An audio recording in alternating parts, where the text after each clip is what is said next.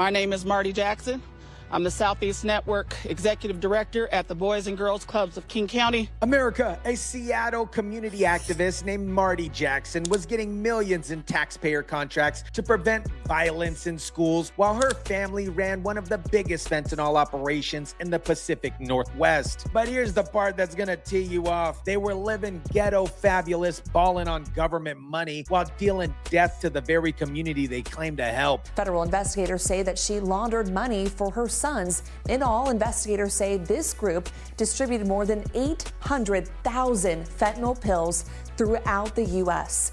The feds just added 9 more defendants to this case, bringing the total up to 23 people. And the new charges? Prostitution, human trafficking, and expanded money laundering. They were running a full-service criminal enterprise while Seattle taxpayers funded their lifestyle.